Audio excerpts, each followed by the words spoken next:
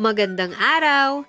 Nandito tayong muli upang pag-aralan ang asignaturang music para sa unang linggo ng ikatlong quarter. Ang ating aralin ay mga tunog tao. Replicates different source of sound with body movements. Sa katapusan ng aralin na ito, ikaw ay inaasahan na una, natutukoy ang mga pinagmulan ng tunog gaya ng hangin, alon, galaw ng mga puno, tunog na nailalabas ng mga makina, iba't ibang uri ng transportasyon at iba pa.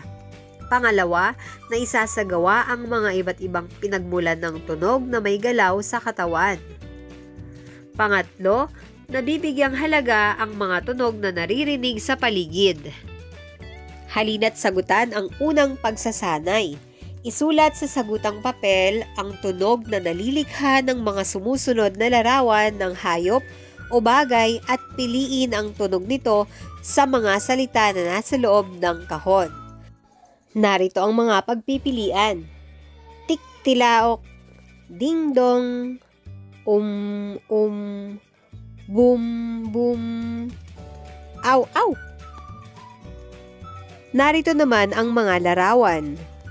Aso, kulog, eroplano, doorbell, at tandang. Narito ang mga tamang sagot. Ang aso ay aw-aw. Ang tunog naman ng kulog ay boom-boom. Ang tunog ng eroplano ay Ang tunog ng doorbell Ano-anong ay kwento na ba ang nabasa o narinig mo? Kaya mo bang isalaysay ito ding-dong. sa paraang pasulat? At ang tunog Upang ng magawa mo tandang ito, ay tik-tilaok.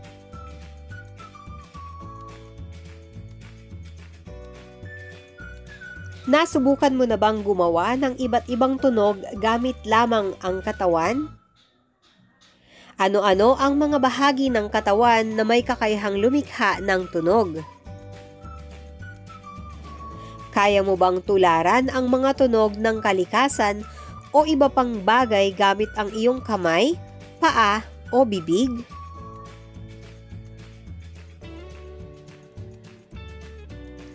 Sa araling ito, makatutulad ka ng iba't ibang tunog ng kalikasan o mga bagay na gawa ng tao gamit lamang ang iyong tinig at katawan.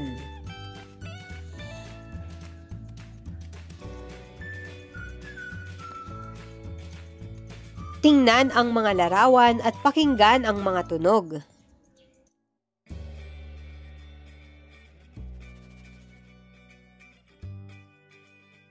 Tunog ito ng idinidribble na bola. Narito naman ang tunog ng ulan at ng kulog.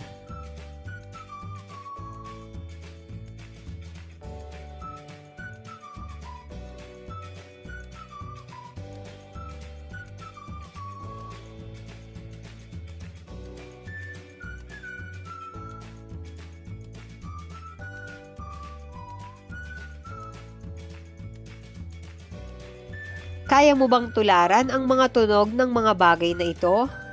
Paano mo ito gagawin? Narito pa ang iba't ibang uri ng tunog na ating maririnig sa ating kapaligiran.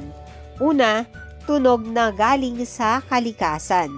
Ang tunog ng ulan, lagaslas ng tubig sa talon, tunog ng alon.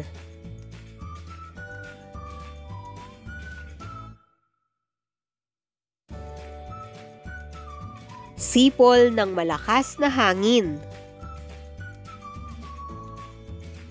At lagaslas ng tubig sa ilog. Narito rin ang mga tunog ng mga hayop na maaari nating gayahin. Ang tunog ng elepante, ang tunog ng palaka,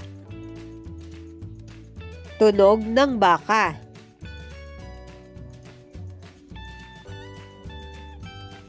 Gayon din ang tunog ng leon, ang unggoy, at ng tupa.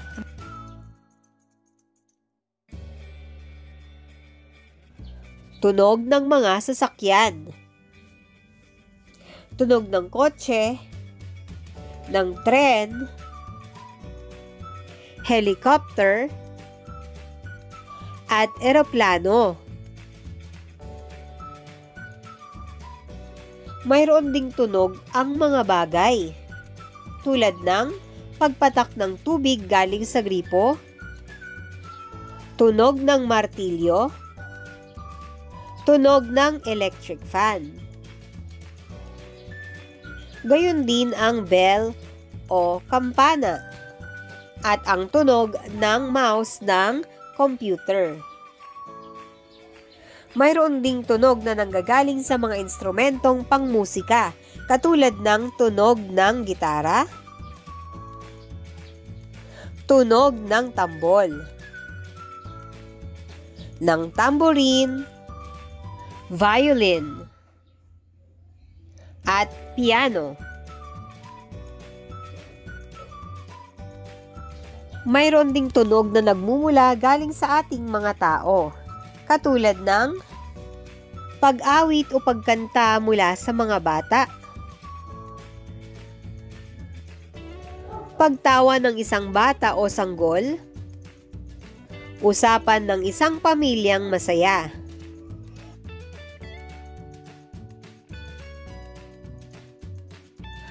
Maraming matutularang tunog gamit ang iba't ibang abilidad ng iyong bibig. Ang tao ay may kakayahang gumawa ng samut-saring tunog sa pamamagitan ng pagbabago ng itsura o posisyon ng dila, labi, ngipin, at ngalangala. Tandaan na ang uri ng tinig ay nakaayon din sa hugis at anyo ng bibig. Dumako na tayo sa gawain sa pagkatuto bilang isa. Piliin ang tamang pagtulad ng tunog ng mga sumusunod na bagay o hayop. Piliin ang letra ng tamang sagot. Para sa unang bilang, pagaspas ng pakpak ng agila. A. Pagpalakpak ng kamay. B. Pagtapik-tapik sa binti. O C. Pagtapik sa mga daliri. Ang tamang sagot ay titik. A. Pagpalakpak ng kamay. Pangalawang bilang, pagkulog. A. Paglundag sa sementong sahig. B. Pagsampal sa dibdib. C. Pagpadyak-padyak sa kahoy na sahig. Ang tamang sagot ay titik C. Pagpadyak-padyak sa kahoy na sahig. Pangatlo, pagpatak ng tubig. A. Pagkiskisi ng mga palad. B. Pagpapatunog sa bibig. O C. Pagkatok ng ulo. Ang tamang sagot ay titik B. Pagpapatunog sa bibig. Pang-apat, pag-ihip ng hangin. A. Paghinga. B. Pagsipol. O C. Paglanghap. Ang tamang sagot ay titik B. Pagsipol. Panlima, huni ng ibon. A. Tiktilaok. B. Tweet-tweet. O C. Kokak-kokak. Ang tamang sagot ay titik B. Tweet-tweet. Para naman sa gawain sa pagkatuto bilang 2, isagawa ang mga sumusunod na tunog. Una, pagpalakpak ng malakas. Pangalawa, pagtapik ng 2 daliri sa palad. Pangatlo, pagpalakpak ng nakakurbang mga palad. Pang-apat, pag-ihip sa loob ng 2 nakakurbang palad. Panlima, Pagtapik ng binti.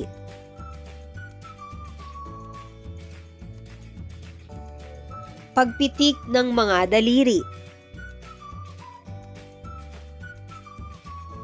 Sunod, pagkatok sa ulo ng mahina.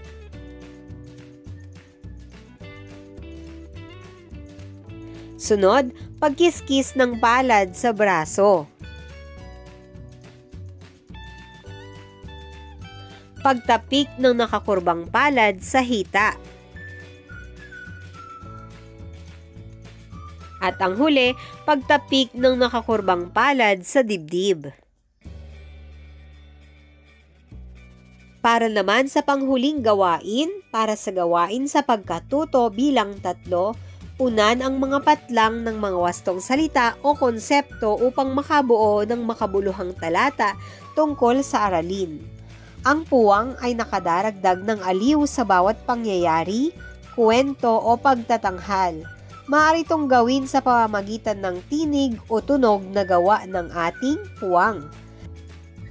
Nagkakaiba ang tunog batay sa lakas o hina, haba o ikli, taas o baba at puwang nito. Halina't iwasto na natin. Ang tunog ay nakadaragdag ng aliw sa bawat pangyayari, kwento o pagtatanghal. Maaari itong gawin sa pamamagitan ng tinig o tunog na gawa ng ating katawan. Nagkakaiba ang tunog batay sa lakas o hina, haba o ikli, taas o baba at timbre nito. At dito na nagtatapos ang ating talakayan para sa araw na ito. Maraming salamat sa pakikinig. Hanggang sa muli. Paalam!